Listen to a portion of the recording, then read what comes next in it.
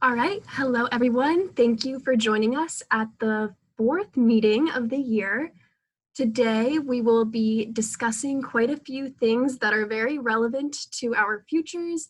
But to begin, be sure to join our GroupMe using the QR code right there. And be sure to keep updated with all of the emails. Anything you miss, you will find there. As always, this will be recorded. If you have to leave at any point, feel free to log off. We're hoping the meeting won't surpass about 45 minutes tonight.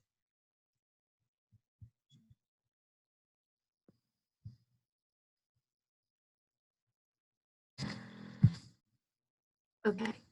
Erin? Can you hear me? Yes. Okay, so we had a lot of votes for the t-shirts, which is great. But the final votes were 4 apart. So we had 2 winners. So Hope Baxter and Jackie Fox, these were your designs. So you guys get a free shirt. And I think they're both really cute, so I'm excited about them. We will figure out what kind of shirt they're going to be, like a long sleeve, a short sleeve, or maybe we'll ask the company if we'll be able to have an option for both, or maybe even a sweatshirt. So those details will come later, but hopefully you like the designs that won. And that's all for that.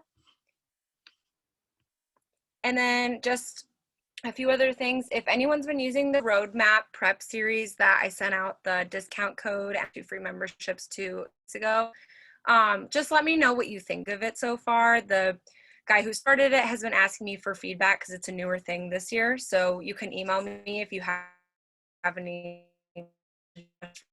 comments, concerns. I'm sure he would appreciate it. And then just a reminder to keep using the cohort groups as a resource. I wrote for questions, comments, concerns, and friends. You know, they're just there for all of you guys to get any questions answered that aren't answered in the meetings. And just a reminder to keep using those. It's the best resource, I feel like, to get the most direct answers because it's such a smaller group than this big club. So that's all. Awesome. Thank you. Just a reminder that at our next meeting on October 28th, we will be having a guest presentation from Dr. Jordan Brown. He went to undergrad at Morehouse, U of M, and was awarded the National Health Service Corps Scholarship, which was full tuition. He's an author and a content creator, so feel free to follow him just to kind of get acclimated to what next meeting will be like. As for the rest of the updates, we sent out executive board office hours sign up in the last email. So feel free to join us at any of those. Some of them are conducted through Zoom, some of them are socially distant in person, but don't be afraid to come. It doesn't have to be completely related to dentistry. We can just, introduce ourselves, get to know one another, chat, talk about any questions you might have. So yeah. And then we have one more update from the service chair of SEED, Sydney. Hi guys. If you don't know what SEED is, it's basically like a smaller dental club and it focuses more on service. But I just wanted to let you guys know that we're going to My Family Pantry today and we need more people. So I need 5 more people, and the 2 of those people need to be drivers preferably. So if you're interested, I'm gonna drop the link in the chat and then I'll probably drop it in the GroupMe after the meeting's over too. So please, if you're free this Saturday, it's from 8 a.m. to 1 p.m., but you usually end around 12:30 or 12. So thank you, Lily, for letting me say that. No problem. Awesome, thank you. Okay, so now on to the actual content of the meeting, which is probably why you all are here. So starting off with letters of recommendation. So basically the way we're going to structure this is just by talking about logistics first, and then later on we will give you kind of advice and guidance. Okay, so to begin, how many do you need? So OSU College of Dentistry requires 1 science professor and 1 other letter. Most schools want 2 science professors, some 3, but hardly any. A lot of schools require a letter from a dentist that you've shadowed. And for dental hygiene, letters of rec are not required, but you can have up to 3. You can also use an interface called Interfolio to collect letters before the application opens. So for example, if you're a freshman or a sophomore and you want to kind of nurture relationships with your professors now, but you don't want them to forget who you are in the future when it actually comes time to apply in like 2 or 3 years, you can have them. Well, you yourself have to sign up for Interfolio. I think it costs maybe $10 or $20, not quite sure.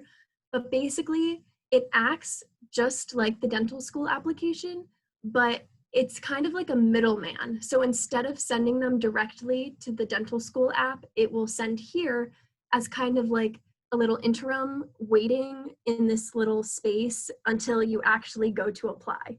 Hopefully that makes sense. It's kind of confusing, but essentially, if you want to get a letter of rec before you apply, you can use this interface. And then this is what the actual AdSAS application looks like when you go to request your letters of recommendation. So basically, you send a notification to your professor, to your dentist, to whoever it is you asked, and here it says submitted. So if you submit it in May, you will see that date. And then once they actually fulfill the requirement of uploading the letter, it will tell you that the status is complete versus down here, the status is still requested. So as you can see up here, you can request up to 4 individual evaluations, but most schools don't require 4.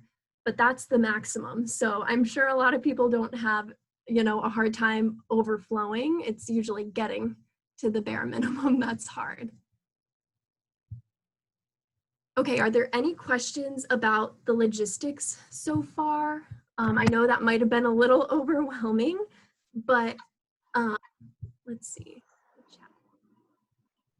I was just wondering if you could please put the link to that Interfolio so we could explore it a little more on our own and see if it's something that we'd like to set up, please. Thank you.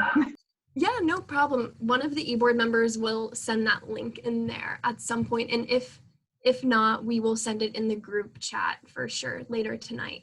But yeah, that's a good thing, is to start early and getting familiar with all of those websites and whatnot. But if you are unsure of where to begin, I would recommend that you start building relationships with at least one science professor and at least one dentist that you shadow, because those are 2 letters of rec that you will definitely need no matter what. So if you're feeling anxious, if you're feeling overwhelmed and you don't even know where to begin, I would recommend with one science professor and one dentist. Even that itself is a little overwhelming. So don't worry, we will get through it. All right, let's see. Okay, so as for the actual advice that we have in terms of asking for a letter of rec, in terms of time frame, timeline, all of those things. So first and foremost is building relationships early on. So asking for a letter of rec is often neglected and overlooked until it actually comes time to ask for one. And so many of us are guilty of scrambling at the very last second trying to get one, but this will make the process more stressful than it already is.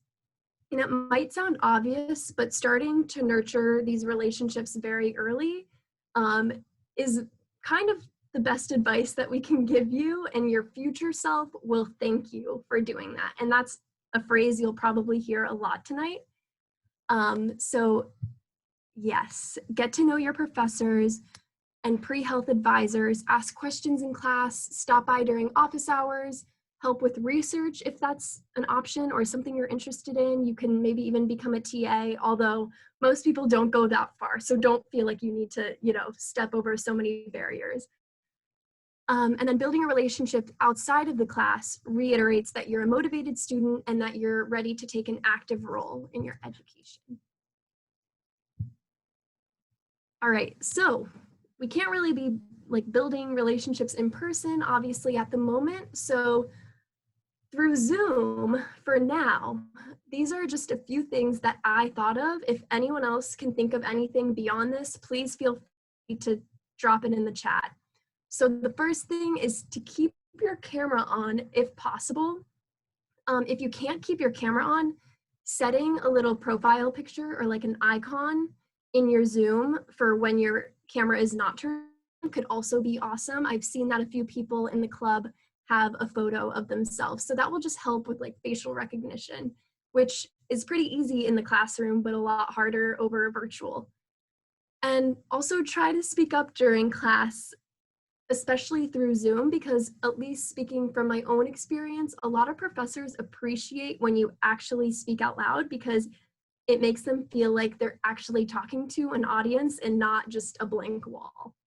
And then number 2 is try not to use the anonymous chat feature. If you can, try to send it with your name showing. Once again, your professor will begin to recognize your name. And then 3rd, easier said than done, but attending virtual office hours or scheduling one-on-one time is like the very best that we can do in the current situation. So maybe setting a goal of going once a week. Once again, I know that's a lot harder than it actually is in reality, but trying to just set small personal goals will be something that your future self thanks you for. All right.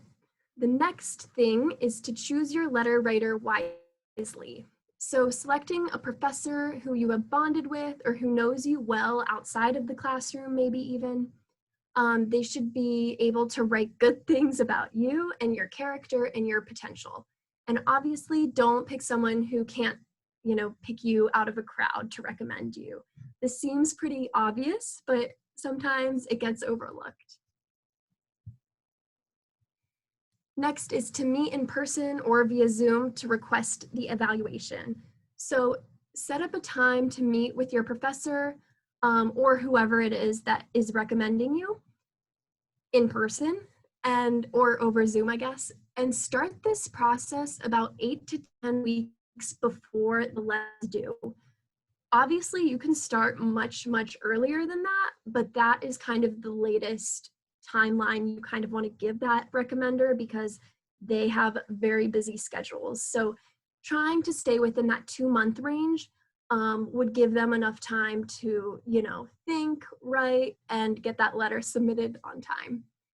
And then also during that meeting, try to have a calendar handy so that you can set up a time or a date to bring your follow-up information.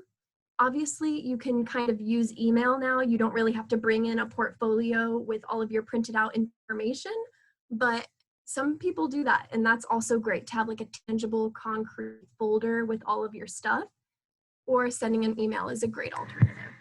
And so you might be wondering what you need in that portfolio, what you need in that email.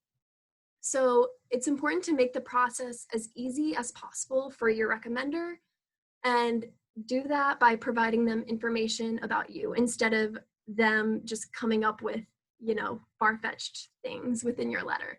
So you want to include, obviously, your major, year of anticipated graduation. You want to include the class that you took with this professor, when you took it, and the grade you earned, any memories you might have from the class. Something that I personally did was I would scribble down in my notes different anecdotes or different stories that the professor would tell just, by sheerly talking throughout class. So I would write those down and I kind of mention them throughout our future meetings just to show that, I'm listening beyond just what's needed for the next test. Also, let them know about any transferable skills that you may have acquired through a class. Like, for example, if you're taking a chemistry course and you had to learn management skills, you can mention that this class really helped you build and set up yourself as a better student for the future. And then provide a brief note explaining what the letter of rec is for. Include any pertinent information that can help them write the letter. And then another thing that they might want you to include is your personal statement. So basically, why are you going to become a dentist? Sometimes they'll want you to include your current resume, why you selected this person to recommend you, and also the due date of the letter, which we briefly discussed. But this is my own advice. I think other people also follow this, but sometimes it's good to tell them a due date that's actually a little earlier than when you really be submitted by, because like I said, professors are very busy, they have a lot on their plate. So giving like a week or two, just so that in case they can't get to it on time, you'll still have a little bit of leeway. All right. So up next, I'm going to talk about advice from an OSU professor. So this is a document that my organic chemistry professor, maybe some of you have had her, her name is Dr. Baldwin. She left this document in our Carmen page, and it was so helpful. It basically is just her perspective of how to ask her for a letter of rec. And then keep in mind, this is just one professor's perspective. Don't let it overwhelm you. If you all have had Dr. Baldwin in the past, you know that that class is really difficult, really hard.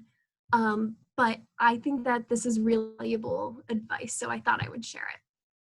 So just a brief intro.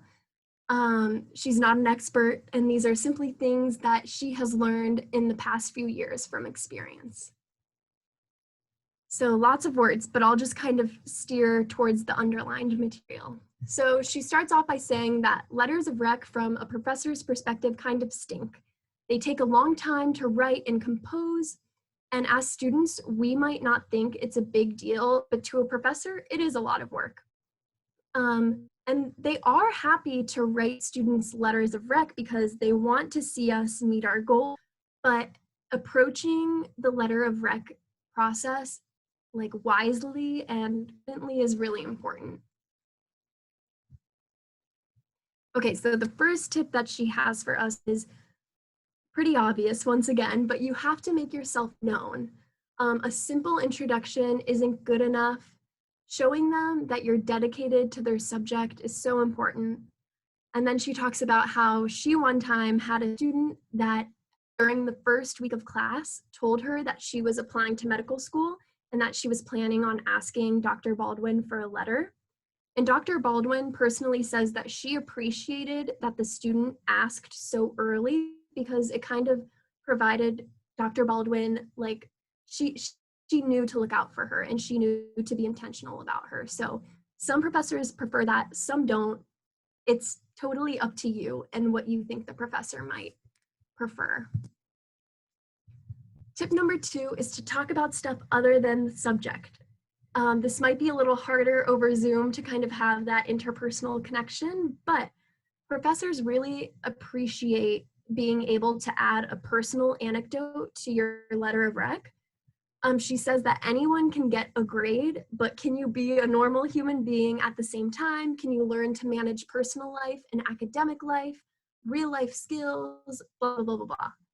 So essentially, try to naturally steer the conversation if there aren't a ton of other students waiting to ask questions, maybe about something relevant to our world or anything that you think they might be able to give you advice on.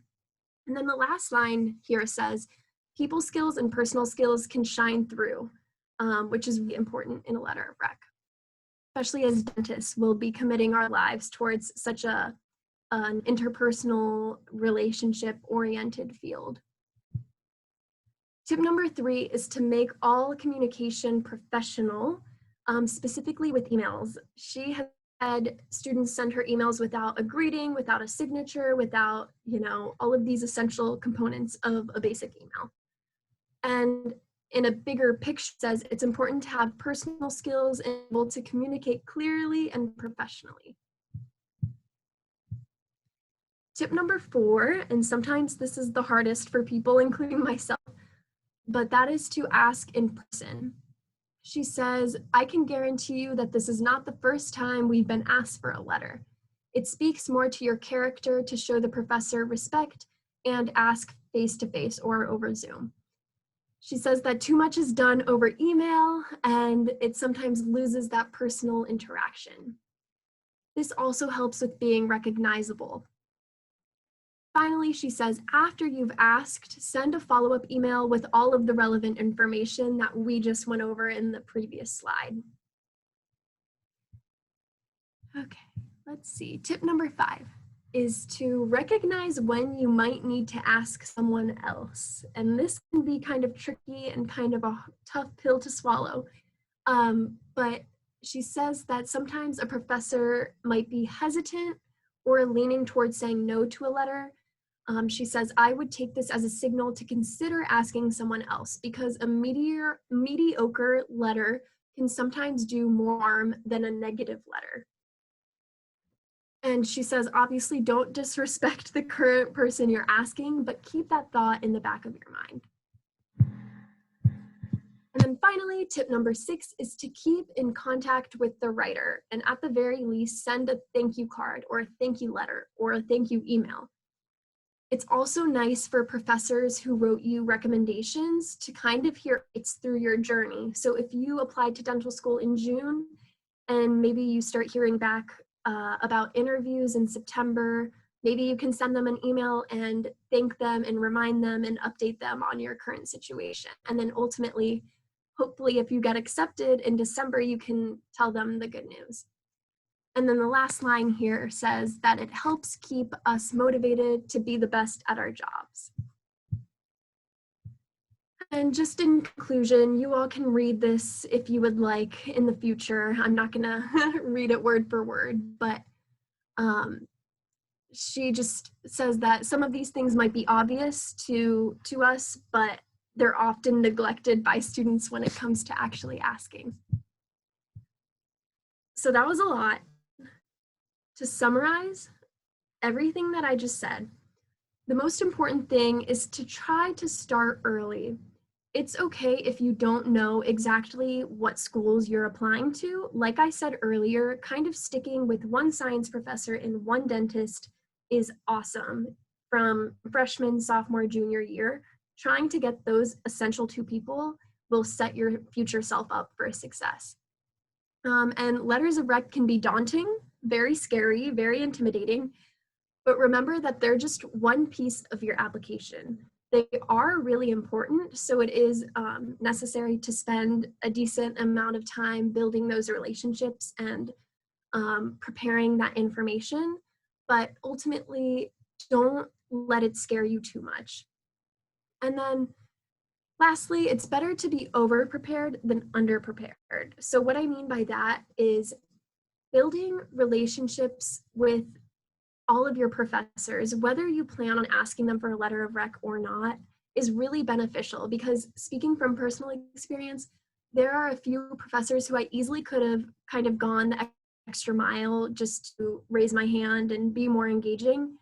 And they potentially could have written me a letter, but I just didn't feel like we had that connection. But it very easily could have happened. I just didn't, do my part in engaging. And then also, obviously, don't just build relationships, just have the outcome of a letter of rec. These are human beings, obviously.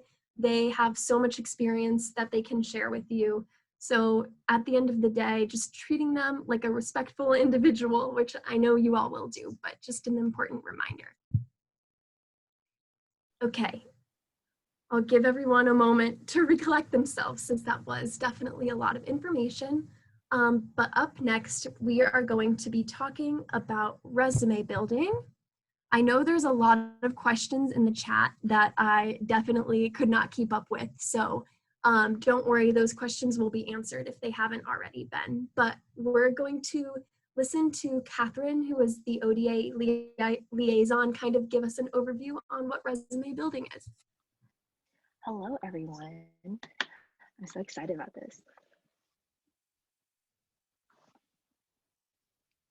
Can you do the next slide, Lily? Thanks. Okay, so you guys already know this, but obviously to build a resume, you need to have like extracurriculars and volunteering experience. First of all, you're taking a great step of being a part of the pre-dental club, and I'm sure a couple of you already have some other clubs that you're involved with, but just some tips for freshmen or maybe sophomores who don't have that yet. Find clubs that you're passionate about. It definitely makes your college experience more enjoyable, and it can even like support like your goals and confirm like that you want to be a dentist. So obviously, the pre-dental club offers service opportunities, but you can definitely become more involved in this because a lot of the times you definitely need more hours than what we offer. So We offer like Star House and My Family Pantry, but you can definitely get involved with these organizations outside of the club. If you are on campus and you don't have a car, I know the Buckeye Blood Club is really popular. You just help out with blood drives, easy way to get hours. You could definitely join that one. And there's definitely a ton of other service organizations too. Personally, I volunteered at the Columbus Metropolitan Library. You need a car for this, but it's so rewarding to like tutor like little kids and like math and like English and stuff. So I really enjoyed that. It's a really easy process to just go on their website and apply. So recommendation, like look for leadership opportunities, but remember that you don't need an executive position to be a leader. Like I know Logan here in the chat is answering like a ton of questions. Like you can definitely be a leader by leading by example and helping out your other club members. So build those connections. You never know who knows who. And then there's like a QR code here if you want to search for other student organizations. So resume basics. So a resume is a summary of your education, work experience, extracurriculars, volunteering, skills, and other qualifications. So it's just a summary of like everything that you do. So it's not a one size fit all because we all have so many different experiences. It's definitely personalized to you. You definitely want to change your resume based on like what you're using it for. So say you want to use it asking for a letter of rec, like you probably want to put like your education at the top because that's like the most important. But if you're like applying to a volunteering position or like a nonprofit, you want to put like your volunteering at the top. So just make it what you need it to be like for when you're using it, and then continue to update it as you gain new experiences. So a cover letter, I actually did not know what a cover letter was. So it's actually a mini personal statement, kind of like if you're applying for a job, you're going to write like, oh, like I want this job because of this, this, and this. And these are like my relevant qualifications that I have that will help me excel in this job. So I actually reached out to a couple of business students, and one said that they have never used cover letters at all before. And the other said that they've used it like once or twice when it's required. But if you really want to make that step to like make it seem like you are really passionate about this job, you can definitely include a cover letter, even if it's not required. And then a list of references. Personally, I've never included a list of references when I've applied for a job, but like sometimes they are required. So big question, do I need a resume? Are they just for business students? Technically, no, you don't need a resume for your application to dental school, but having like every experience that you have written on one page can help you see like what your strengths are and like what you'd need more experience in. So say like you have like a lot of work experience, but not a lot of volunteer experience. Like you can like see that and then start working on more volunteering experience, which will down the line help you with your application to dental school. So technically, no, you don't need one, but you may need it for your experience in undergrad or if you're taking a gap year. So you can use it for scholarships, obviously jobs, leader positions for maybe like your clubs, letters of recommendation if you want to give your professor a more holistic view of you, and then for networking. Like, know there's like job fairs or professional fairs that like OSU puts on in the union. Most of the time they're like for business students, but actually like, I don't know if anybody else got the email. There's like one going on soon and like the College of Dentistry will be there. So it's definitely a good thing to carry along with you if you want to give that person like your resume. So I reached out to a couple of business students and asked them about Handshake or LinkedIn. And most of them said it was like best for like networking, specifically LinkedIn, and like job searching. So I'm not quite sure how many like dental experiences there are on there, but I know one of my friends, like he's looking to join the healthcare field. So he got like an interview at Children's and actually got a job at like Riverside.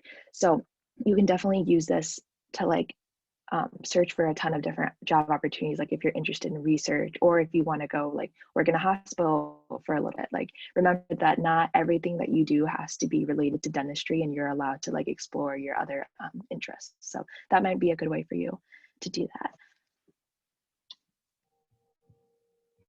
Awesome. So I'm going to jump in really fast and explain just these screenshots that I took from the AdSAS application. So like Catherine said, technically for your dental school application, you don't need a resume, but you still pretty much need the same exact components pretty much copied and pasted into the application in the section that's called experiences. So basically what you do is for each thing that you would list on your resume, you would convert here into one of these different types. So there's academic enrichment to employment to volunteering. And so you select which option fits that experience assist.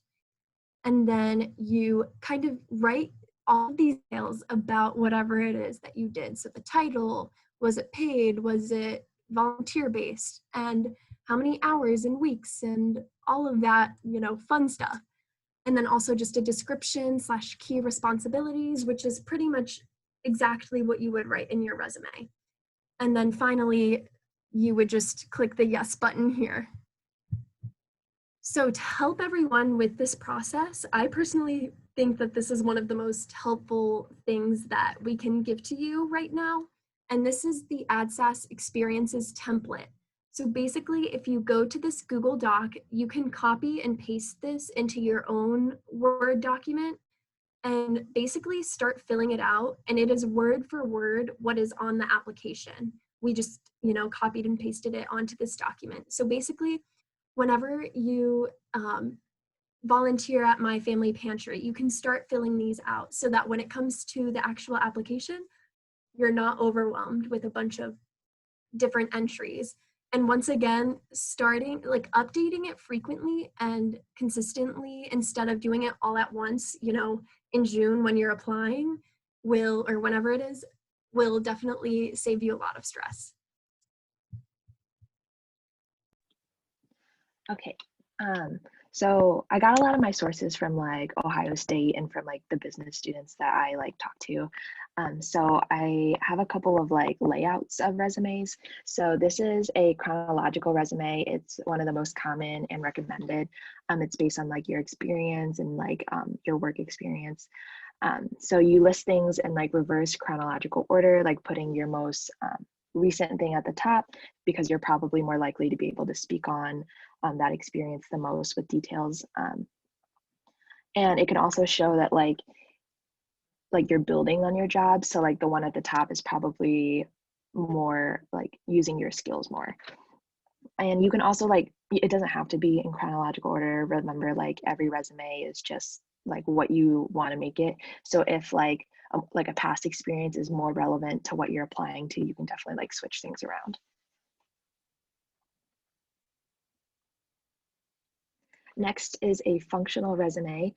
So this is a skill-based resume. So it's focused on your acquired skills. So if you look at Scarlett Gray, they're talking about their skills in business management, technology, and personal management. So you can emphasize your accomplishments in this, and it's best for those with like little work experience. That's like if you still want a resume but don't have a lot of like work experience to put on it.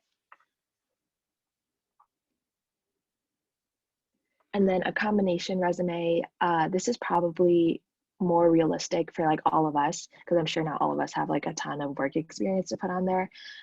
So it's obviously a combination of both chronological and functional, and it allows you to like have more descriptive information about your work experience and your skills. So here's an example of a cover letter. Again, it's just like a mini personal statement, like why you want the job, kind of like, oh, like why do I want to be a dentist? So just have that ready if like whatever you're applying to like requires it.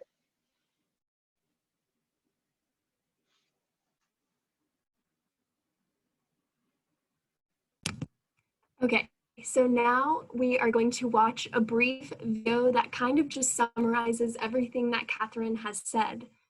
So this video is directly from ASDA. It's from the past president who graduated from Harvard, and basically she just discusses some tips and just an overview of everything. And I've never used the video feature, so we're gonna find out if it works.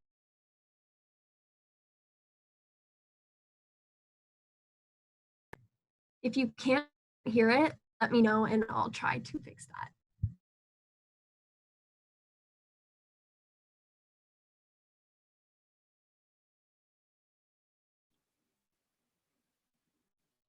I can't.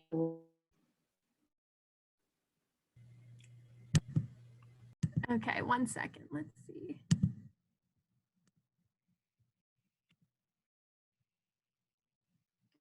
It should work now. Colleen Green, past president of ASDA, and I'm here to share a couple of tips on what I think can make your CV or resume more effective. So the first tip is based on something that I just love fixing in other people's CVs and resumes, which is word choices, specifically the verb that you choose to start off any bullet point that describes what you've done, either an achievement, a volunteer opportunity, something like that. So the verb that you start with, you need to carefully consider how well it portrays what you did, and if you can come up with a better version that may highlight your work even better. So for example, you could say, instead of, you should never use something as passive as did or was at or attended even. Here's some examples of ones that I love.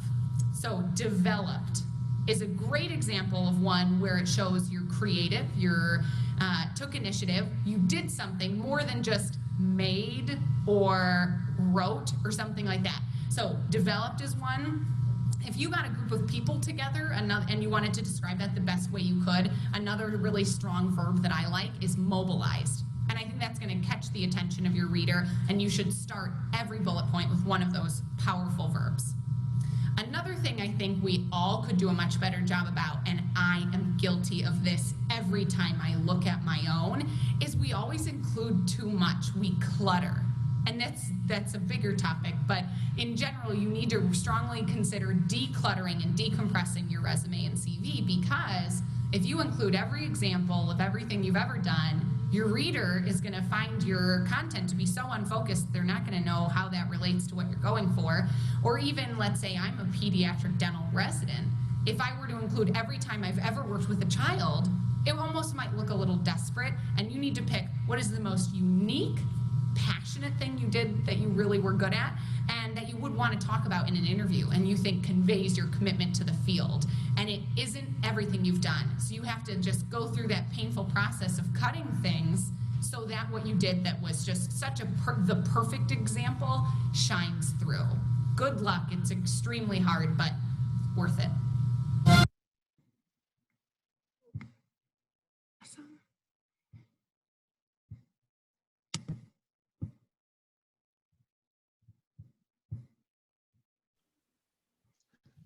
So one of the things she mentioned were those action verbs, like the use of your words is really important. It helps with the presentation of your resume.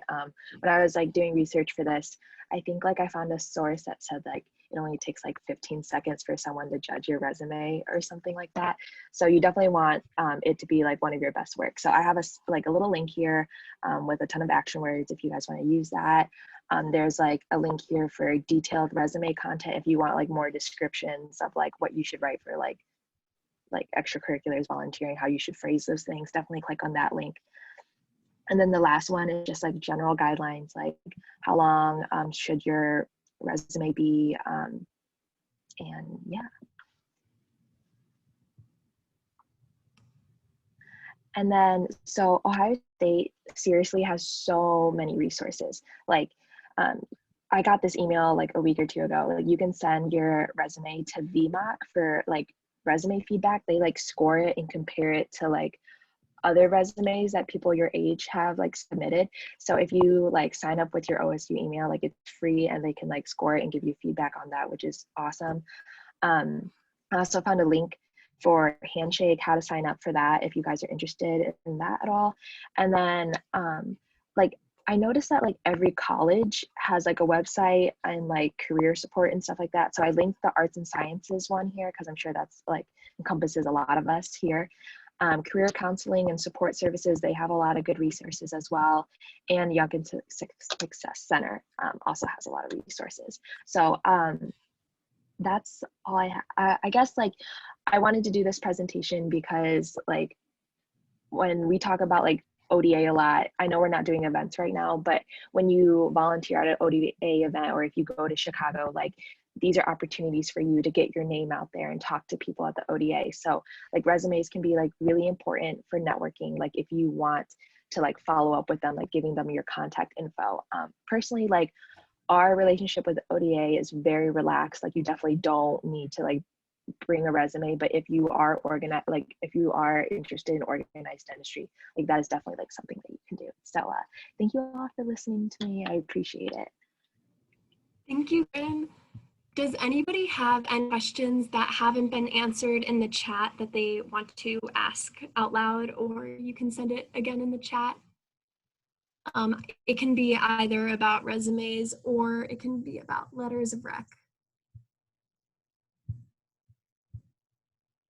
And if you don't have one now, as always, feel free to drop it in the GroupMe or send us an email or anything along those lines. It's definitely a little daunting, but like I said, as long as you do just a little bit every month even, you'll be setting your future self up for, you know, success and happiness. All right, so if there are no questions, okay, wait, there was one in the chat. Can you explain how a mediocre recommendation can be more harmful than a negative one? So from my own personal interpretation of that, I would think that it's better for your recommender, obviously, to portray you in a really positive light. And it's almost as if they write you a mediocre letter and the people reading it see that, they can kind of tell that maybe that professor almost like wasn't able to say what they really wanted to say, I guess. And I don't know, that's a good question. Does anyone have any better insight on that? Because I don't know really. So I talked to a few of my letter writers about it, and they said that they have like templates if they don't really know a kid or whatever. They just have like a literally insert his name or her name and then what grade they got. And readers of the letters that you didn't make any effort into like actually getting to know your professor, or you didn't stand out at all. And so if you don't stand out in a small class, then how are you going to stand out, I guess, in like in the application cycle? So it kind of hurts you in that aspect. They want to see like who you are, these letters, and what kind of impression you make. And if they just get a template with your name in it, it won't help at all, and they'll just see that you didn't put any effort in. That's a great point. Does any other eBoard member have anything to add on either topic? Yeah, I'll actually talk about two things.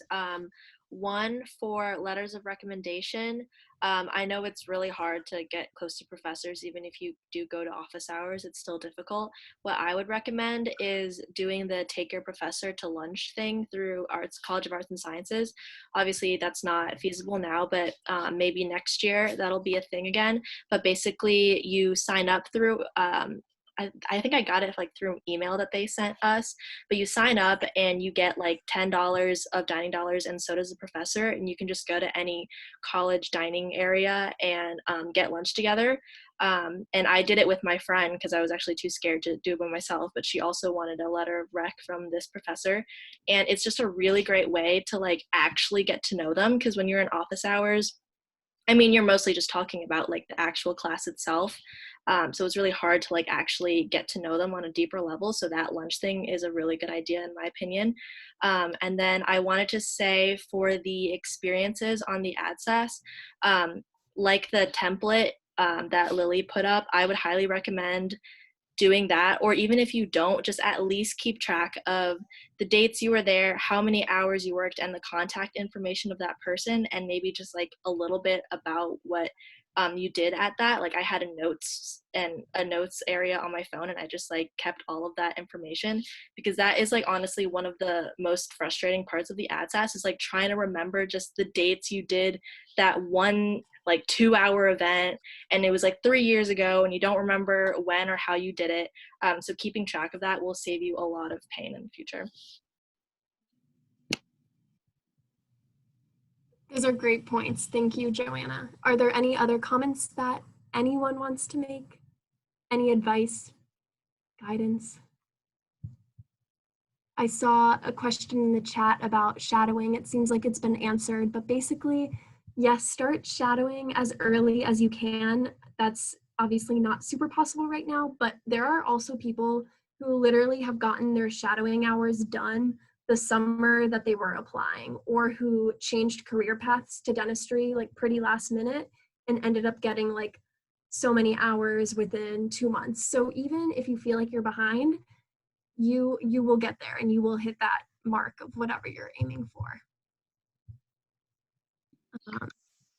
Hi, sorry, I have another question. I just wanted to ask on camera because I figured, like, why not show my face? I was wondering if the shadowing hours have to be shadowing. I have a job at a dentist office, and I was wondering if like that counts as like my hours, because I would have completed them by now, I'm assuming. That's a great question. That's a question that we get all the time. And actually, the answer to that just changed this past cycle.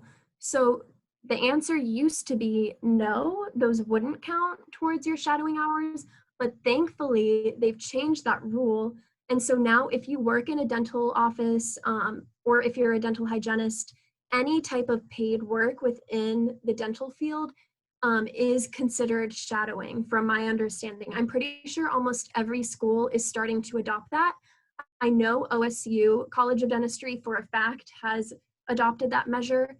And there are still a few schools who might not be on the same wavelength, but you should feel safe in terms of that. But if you're really worried, I would reach out to the individual schools, even if you might not know which schools those are, but you should be okay with that. Awesome, thank you so much. And how many hours is it? Do you know like the number, how much you need? Yeah, that's a great question. So there's a minimum for a lot of schools, which is a pretty low number. It's typically around 40 hours, I would say. But keep in mind, that's the minimum. It's not the average. The average is a lot higher. It's typically around 100 to 120 hours, which is definitely a lot of unpaid work.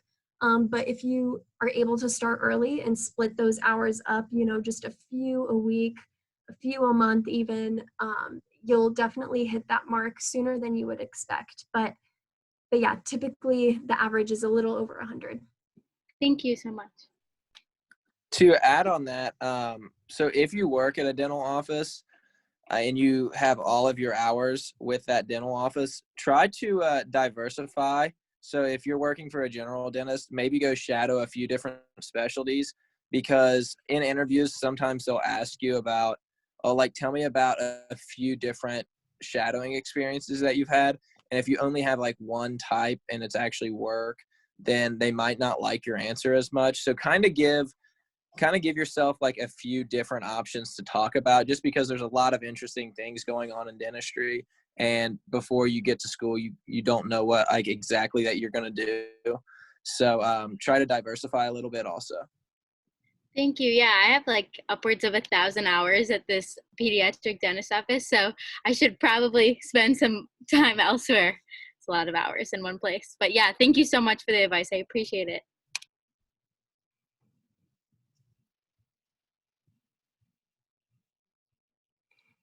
So someone asked, do most of your shadowing hours have to be with a general dentist? So I don't know if they have to be with a general dentist, but typically, let's say your goal is 100 hours. Most people will do about 60 to 70-ish hours with a general dentist, and then the 30 hours that are remaining will be split up among maybe 1 to 3 different specialties.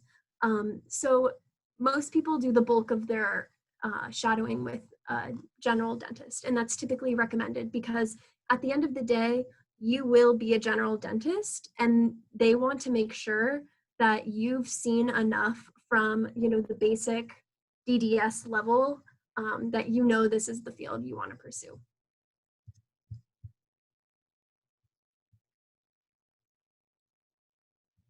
Okay, are there any more questions or advice that anyone wants to provide?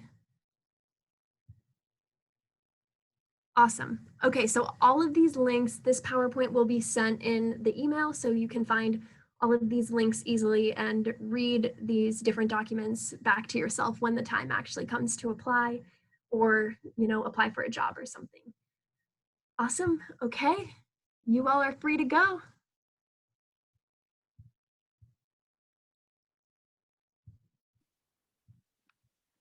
I think there's a couple more questions. Mitch, if you want to answer this one.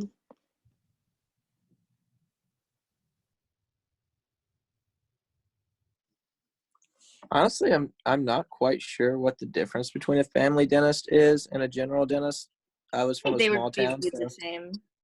yeah, I was gonna say all of our dentists seemed like they were family dentists where I came from, so I didn't know if there was a difference there. But it's not too hard. There's a lot of places around that if you wanted just to go and shadow, even like I have a few different ones that were just 10 hours a piece. So that was like 2 days worth of shadowing, like two Fridays or something like that you're free, and it really helps you out a lot. My interview question about it was like, oh, like what have you seen and like what's the difference between them? So just a few days here and there can really make a difference, but I don't think having a majority of your hours at one general dentist or family dentist is that big a deal. Anthony, I actually like researched this a little bit, like dental assisting. So in my personal opinion, I think that like it would be like a great like job to have. Like you could speak a lot about like your experiences there, but like remember like not everything you have to do has to be related to dentistry. So certification wise, it doesn't take very long to get like a certification. It's like 10 weeks or something, but it costs like a couple grand. So I think if it's like an investment that you want to make, you could make it. Like if you're gonna like maybe if you have a gap year, if you want to get certified and then like work for a full year to like make up like that money. But there's also some dentists that like if you privately know them, like they can train you how to dental assist without getting a certification, but like that's like you having like a personal relationship with them and then them like taking the time to train you like one-on-one. So like you can definitely do like more research into that, but that's like what I've learned from my research. Yeah, and actually I worked for a dentist and he paid for any certification we needed. Like we built a relationship with them and like worked for them for a while, and then when it was time to learn how to polish teeth or whatever, they like covered the cost of whatever it was. So that's also a good way if you don't have $1,000 just ready to spend on a certification.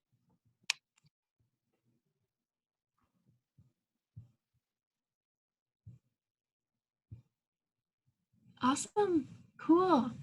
This was a great meeting. I hope everyone found it helpful, hopefully even enjoyable. And yeah, we will see you at our next meeting.